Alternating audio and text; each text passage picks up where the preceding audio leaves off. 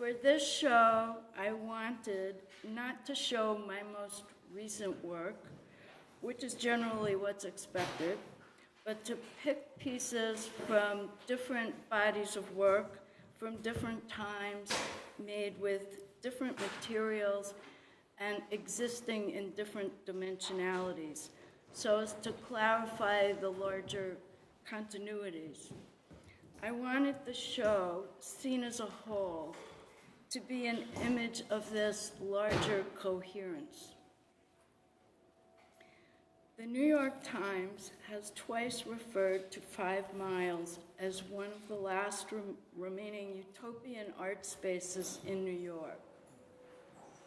And with a 40-foot expanse of wall space and painted a beautiful gray, it seemed an inevitable coming together. With me is Alice Benessia. She is here from Turin, Italy. As Hannah said, she is a theoretical physicist and photographer, and that's not all she's doing. I have known Alice for about 15 years, and we are friends. She has visited my studio at regular intervals during this time. While she looked at my work, she would spontaneously start talking about principles of physics. Honestly, I didn't understand what she was saying on one level, but somewhere else inside of me, it did penetrate. I had an emotional response. Big. I have also seen Alice's photographs over time, and to which I respond. And I have visited her in Torino and at Pian Piccolo Selvatico, her farm and center for research in northern Italy. We are collaborating on a book project. It is an aspect of our ongoing dialogue, an attempt to give it form. We are exploring together and with you. This conversation is a step along the way. About this exhibition, the black and white charcoal and white pastel drawings were made in the 1980s in relation to my father's passing. They are representative of a huge body of work made over the better part of a decade. At first, to prepare myself for my father's leaving, I stopped painting, which seemed at that point to be a smothering of a surface, and switched to paper and charcoal. I thought of the sticks of charcoal as swords. I wanted to cut through. I stood up and I made marks, imagining myself as samurai warrior. That is to say, as if my life depended on it. Out of these fields of marks, a new vocabulary of images emerged. Though the images were new, they were also strangely familiar, as if the images were puzzle pieces that had been lodged inside of me, but had yet to see the light of day. It was a beginning. Longbox, the most recent piece in the show, it's that one over there, was born sometime within the last year in relation to my mother's passing.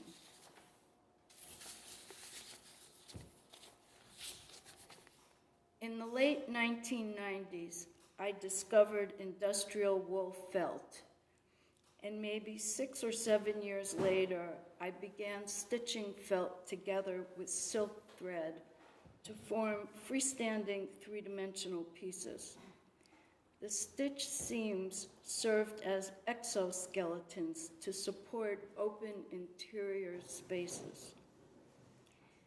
The every which way mark making of the 80s drawings predicts the compressed chaos that is felt, a textile of ancient origin. Cave 2007, with the pencil drawing of the polar bear, is from a series of such works I called Warm Snow, as felt like snow insulates and makes quiet. Crib 2011 makes reference both to the power object or boli from Mali, examples of which are at the Brooklyn and Metropolitan Museums, as well as to the woolly rhino. While the woolly rhino is actually extinct, I imagined if the snow got warm enough, it could possibly resurface. Hand stitching felt together as I do creates tensions in the felt, causing it to buckle, stretch, shrink, and torque. Felt is irregular, and there's no way I can predict how it will react. As I am stitching, I am observing what happens. With each stitch, there can be a shift, and that informs precisely how I make the next stitch. It's quite a suspenseful process, dealing with forces that are both beyond and within my control. You can see evidence of the process in the way Cave is not exactly square. It is also something of a feat that long box lies flat in one dimension, though it torques in another. And I can't tell if it's actually going to do that until the last stitch. So it is suspenseful. The paper and cardboard pieces are from the Arctic Spring series, made between 2011 and 2013. Sunflower seeds, hazelnuts, and a cuttle bone were also incorporated. Their titles, Arctic Joker, The Woolly Rhino and Its Shadow, Island Fa, The Woolly Rhino Reliquary, Sled, and Arctic Hare.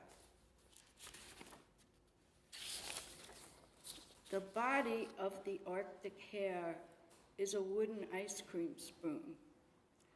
Wooden ice cream spoons have a history in my work.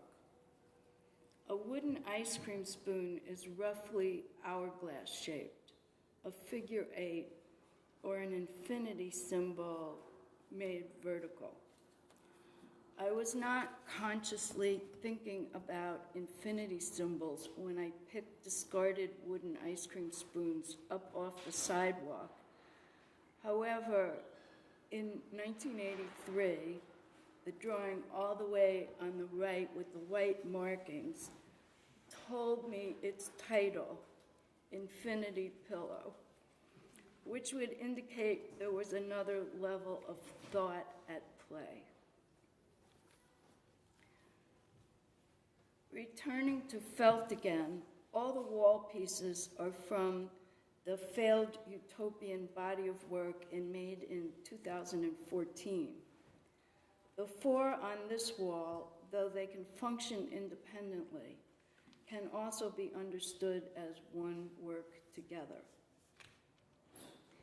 The words, the failed utopian, first came to me in reaction to the cliche of the failed utopian vision of modernism, which I understood as nihilistic, another way to say, why bother?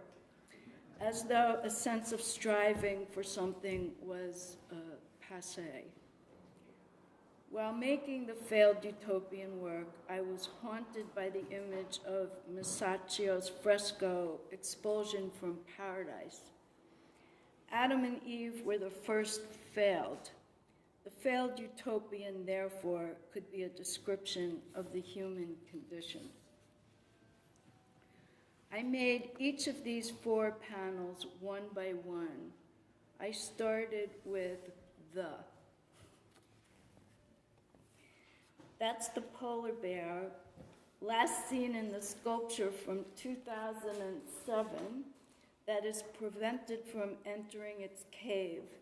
It is out there alone. Then failed. I broke up the letters and used red and green, stop and go. The colors together are somewhat alluring, so to fail has its attractive aspects. Could I not be enthusiastic about failing to be other than myself? After completing the utopian panel, the project went a little flat. The failed utopian, so what? At that point, I made a 4th panel. The polar bear is turned to face the opposite direction. The upside-down F's suggest question marks. I changed the sequence. Utopian failed the what? To ask the question was to find the resolution. And that's how the polar bear got home.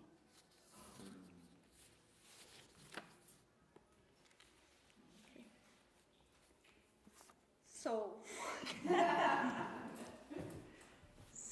Well, I have to say thank you, Cyrilla and to Hannah, and this is a really great way for me to get back to physics, which is a kind of a first love in a sense, together with art. And I'm going to tell a few stories, some of the other stories of the show. And these stories have to do with real things that happened between Cyrilla and I, and in relation to my experience of our work over the years. And that somehow, in a mysterious way, triggered and keeps triggering some physics stuff out of my consciousness. And so I think the first story that I'd like to share with you is a very recent one. I thought I'd start with something that happened a few days ago. We came here with Cyrilla to see, I really wanted to be in the space and see the show before doing this. And so we were here for a while, and we were talking to Hannah, and then I'm just gonna show you something. Maybe too many people to come and see it, but I'll just go. So we were around here, and then Hannah was asking Cyrilla something about the process and how she makes the stitches, and stitch after stitch. And then so Cyrilla was showing how she does it, and she turned the panel a little bit around, and I was looking at the whole thing, and then she got close to this bear, the bear that she just found a way home. And there's a little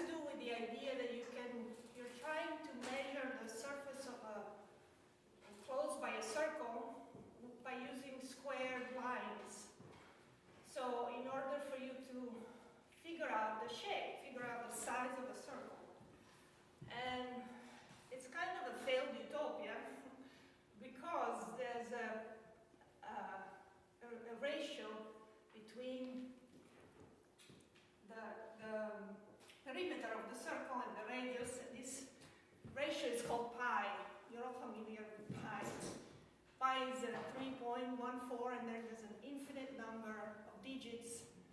And no matter how much you calculate these digits, there's no pattern to devise what's the next digit is going to be. And that's, in a sense, is a manifestation of the fact that you can never square a circle. And what's happening here is that stitch after stitch, there's a curve. And no matter how close the stitches are, there's no way that a discrete number of steps is going to make the full curve. So this is how things like that happen between, Cyrilla and I and the work. And I get really excited about these things, and then I start trying to tell what's happening to her, and then she also has some sort of an emotional response. So that's one story. Another story has to do with these panels, and a while back, I came to visit from Italy. It was the first day that I arrived, and I went to the country where the studio is. And it was late at night, but I still wanted to see some work. So we went down to the studio, and these panels were up. And I was looking at them and experiencing the shape and how these shapes it's a two-dimensional object, but not really. It occupies a third dimension, and it's smoothly occupying a third dimension. And I had, once again, which I'm just trying to describe to you as something mysterious, again, happening that had to do, again, with a thought, but also with a strong feeling.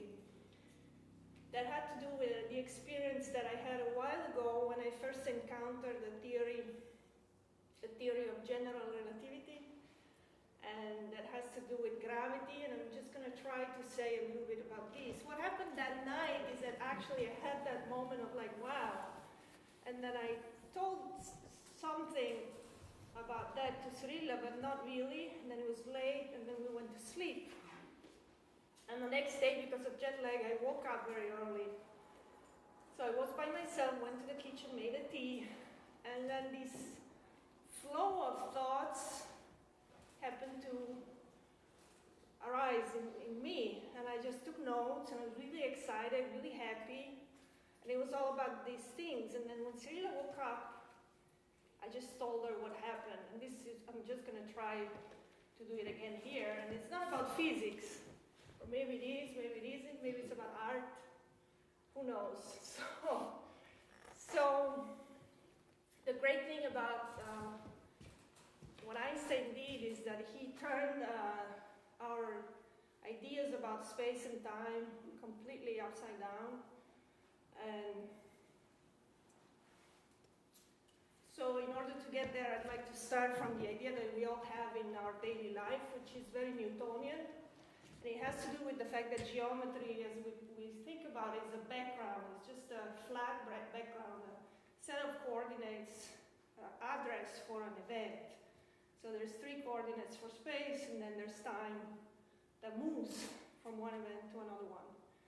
They're separated, and then the space is pretty flat, like the walls, this room. And this is how we live. And then Newton kind of went a little further, and he figured out how things bump into each other, and they are pushed and pulled.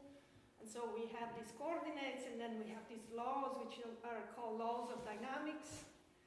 And they just tell us that, if I push something, that thing is going to accelerate. And there's something in between that is called the inertial mass.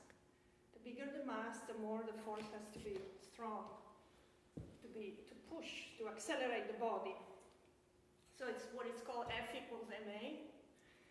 And then there's something that also Galileo figured out, that ideally, if a body is not disturbed in space, it just moves on a straight line forever. So then Newton had the famous insight that it's probably more a metaphor than reality, with the apple falling down the tree, and then, gravity. So you realize, if they put it together, that the apple falling down the tree and the earth rotating around the sun is actually caused by the same force, the force of gravity, which is also what's holding us right now on the floor. So he he studied the force, and he figured out that it has to do with the presence of a mass in space, and then there's another mass that feels the attraction. And the attraction is lower and lower as the distance grows apart, and then it depends on how heavy the bodies are, and then there's a constant in front, and this is a law of gravitation with Newton, well, according to Newton. And there was something mysterious about that people would not understand. How do things attract each other, bodies attract each other in space if there's no medium in between? So again, there was a lot of thinking about that. They were trying to figure out what the medium was. There was a whole thing about the presence of ether, something called ether. That could be this medium, but nobody could measure it. And then Einstein came along. Of course, I'm doing a very huge simplification, which was exactly what I did that morning when I was having coffee with Cyrilla. She was still half asleep, and I was very active and awake. So what Einstein did, he first went back to the laws of how things bump into each other, which is called special relativity, and it's a different law of dynamics. And he realized that space and time cannot be taken apart, and time is actually really connected to the state of motion of the body. So depending on how much I move, how fast I move, in relation to somebody else, and times move differently. So time is relative, which we are all familiar with that idea in a sense. And then he applied that thing that he found out, which is called special relativity, and this idea that space and time cannot be taken apart, to this idea of gravity. He went back to what Newton was thinking about gravity, and what he did was really amazing. He transformed completely this vision of forces and attraction and reaction, pushing and pulling, to something that has to do just with geometry. So we go to a place of just drawings. These equations of Einstein general relativity are just somehow the description of a drawing. So what happens is the mass, there's no need for a medium, because the medium itself between bodies is space-time. So the presence of a mass in space and time changes the shape of space and time. So another mass farther away just falls into the shape, and freely falls into the shape, just as a body freely moves if it's not disturbed. So here we have a completely different sense of reality, where geometry is not a fixed background, but it's something alive, and it keeps changing with the presence of masses. So this equation, I said it's like drawings, because you have on one side the geometry of space-time that is described by a mathematical thing that I'm not going into the details of, and then on the other side we just have the constellation of masses and energies in space. So you have a drawing with masses and energies on one side, and the shape, the corresponding shape of space-time on the other side of the equation. And so all of a sudden you're not in a world of push and pull, but in a world of free fall. So that was my excitement that day, because somehow, who knows why, by looking at the way in which not only the panels, but some of these sculptures that you see, the space that somehow Cyrilla creates with her work and the stitches, step by step, somehow, for me, evokes this sense in which geometry becomes alive. It's not just a fixed neutral background, but I somehow relate to it in an emotional way, I would say. So here we are. So that's why, and that's why I'm also grateful for these occasions, because we are surrounded by Cyrilla's work, and I keep having these kind of associations and these kind of reactions. And is it art? Is it science? Is it physics? This is another, I would say, another open question that is the resolution in itself. So that's it. I have another question. Okay. When we were talking yesterday, you were saying something that got triggered by some of the drawings. Could you? Yeah. Yeah, again, it happened a few days ago. Yeah, it happened a few days ago looking at that drawing over there, the infinity pillow. And you know, it keeps happening, even now I say infinity pillow, and I was talking about the squaring of the circle and how pi has an infinite number of digits, and how you put together infinite and something infinite into a finite space. So when Cyrilla was talking about these marks and how she makes them, I had the association with something that's called quantum vacuum. And again, I'm not going into the details of that, except from what I told Cyrilla, which has to do with the fact that well, I guess we're going from the world of very big things that, you know, gravity, planets, and everything, to the world of very small things that is also mysterious. And it's a world where this thing called quantum mechanics happens. The laws of quantum mechanics are applied. And reality takes a very different form that I'm not going into. But what's really great about that drawing is this idea that the vacuum, there's no such thing as void, something with nothing. There's nothing in there. It doesn't exist in nature according to physics. So what happens when something is close to the void is called a vacuum, and the vacuum is actually a place that is full of energy. The very small scale, things like the lowest point of energy is actually still very alive in a sense, but with no physical manifestation. And what happens in this void is that sometimes things pop out into existence. They borrow some energy. They pop out into existence for a fraction of a fraction of a fraction of a fraction of a second, and then they just dive back into it, and they're called virtual particles. So it's basically, you know, energy kind of taking a shape, getting out, and then going back down. So I don't know, once again, looking at those marks brought me there. I guess that's what. Yeah, so what I was thinking when Alice said that yesterday is I have the experience, and say it happened in that one, where that image emerged from that field. And, you know, it's that hourglass thing. And it was a discovery, and it felt right in that moment. But then it seemed all wrong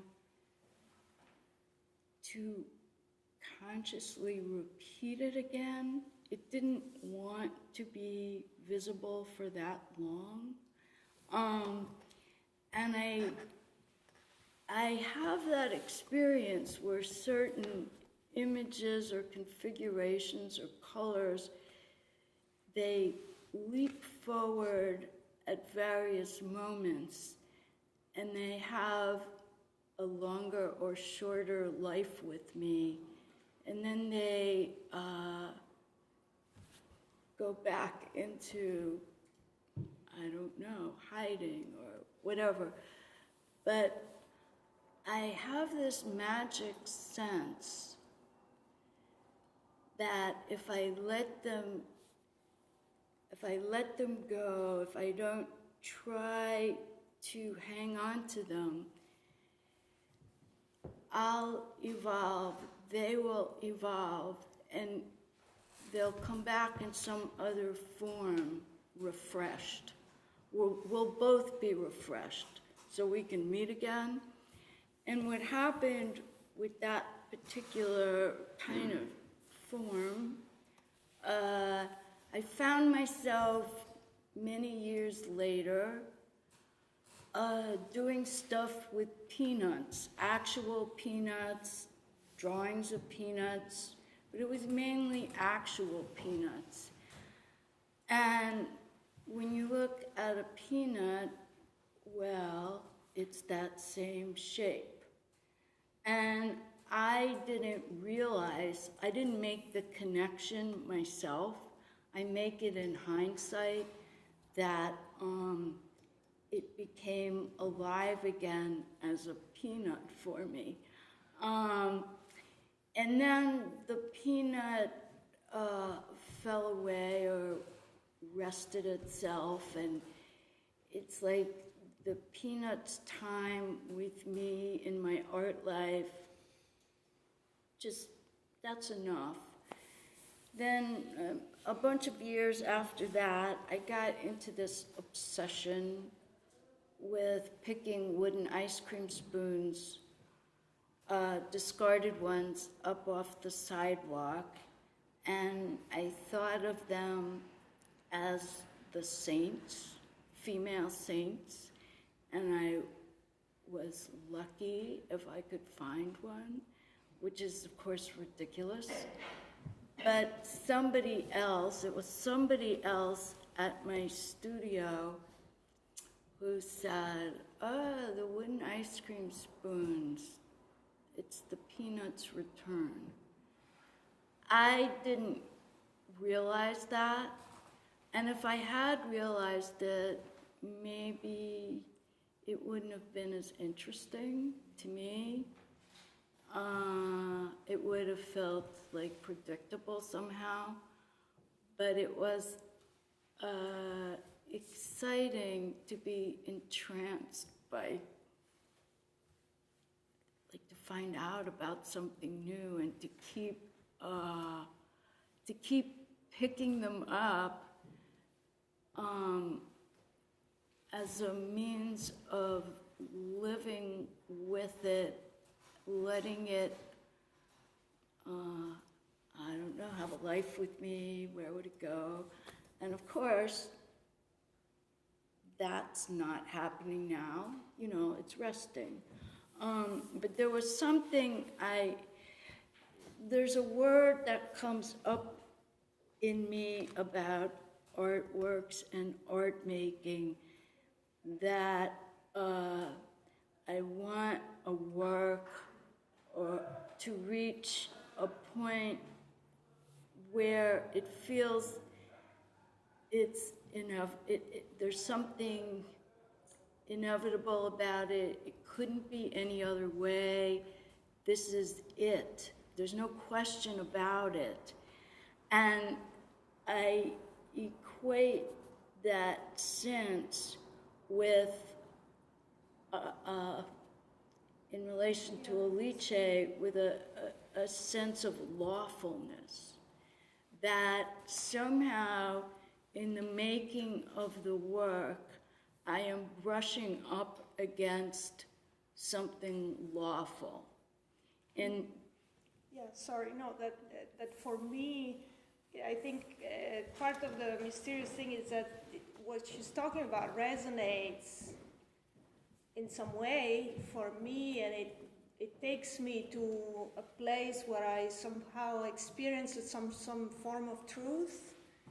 These laws that are embedded in a language that is the language of these equations, but somehow I get the same, I go to that experience of something that has to do with truth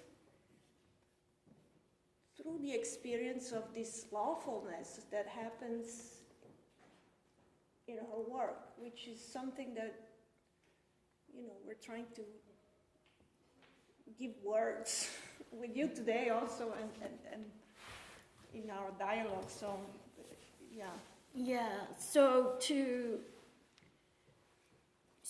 get close to something lawful, truthful, inevitable, that feels meaningful. It's the opposite of arbitrary.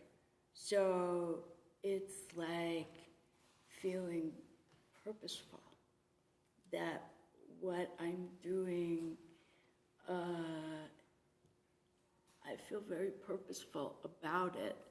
And I did want to say about this losing and finding images, or, you know,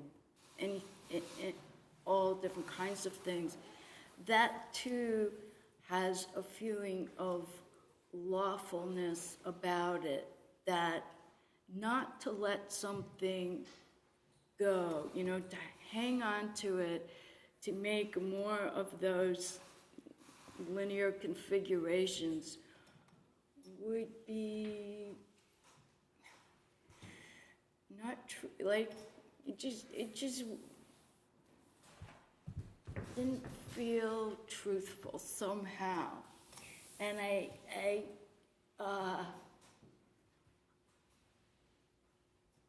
and it's a hard thing to express.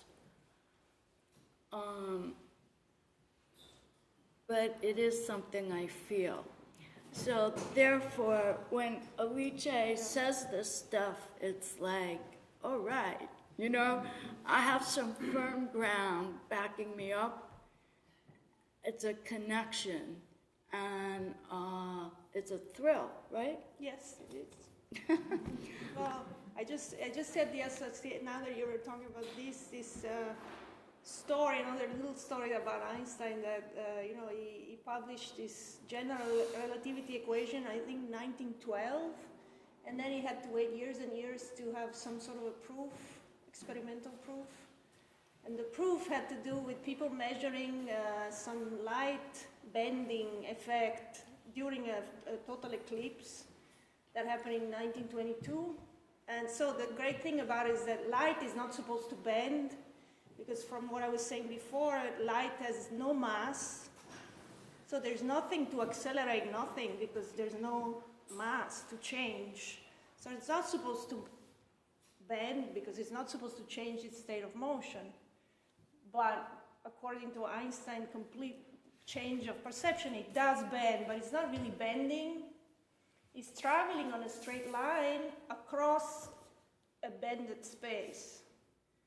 So it's possible. So, but then there was no way to measure that until the eclipse. And then the eclipse happened, and it happened that they measured that some light that was not supposed to reach the Earth actually reached the Earth. And the only explanation was that Einstein was right. So there's a story, who knows if it's true, but as the story goes, they went to Einstein and they said, oh, so you know, your theory is correct. And he said, well, I'm glad, because otherwise it would have been that the Lord would have made a mistake, because my theory is correct. And there was a sense, and if you see those equations and you experience those equations, there's some lawfulness, regardless of there's something about them that has really like a similar feeling to when something is complete and is there, and it seems like inevitable. So he had that deep feeling, and it's not an objective. It is a feeling. So science, you know, is not only objective and mental. It has to do with feeling. So when you experience that thing that is really beautiful, you have a sense of necessity. So, and he was also apparently an ironic guy. So he expressed this feeling that the equations had to be right. So if they couldn't measure light, then somebody else would have been making a mistake. So, yeah. So I guess the other thing I could add is something about my process. Like if I talk about cave over there, that's a little wonky. So it didn't, when I cut out the component pieces of felt, which it's not like I did it all at once. They develop organically. I don't figure it out ahead of time. They're improvisational. However, when I cut out shapes, I'm very exacting. I have rulers. I have T-squares. I start out with they have perfect, and I want them to be that way because I want, when I stitch it, I want their wonkiness to be the result of this process, and to be evidence perhaps of a kind of lawfulness. But really, when I just cut these shapes out, they're not, they're okay, but they're not thrilling to me. But when I start stitching, which is a total pain in the ass. It takes forever. I don't even like to sit still. I hate to sit still. So it's going against a lot of what I prefer. But there's a reason to do that. But as I start to stitch, and it starts to go from flat and straight to like subtle dimensionality, to like, I think it's a thrill. I mean, it's like something coming alive. And I like to watch it. And I like the fact that while I set the whole thing in motion, I measured out the shapes, I try to be really precise, but something beyond my control is going on. And I'm working with these forces. And, you know, there's other things going on too. There's chance stuff with colors and available felt and like all kinds of crap. So it's trying to bring all these elements together and watch them live.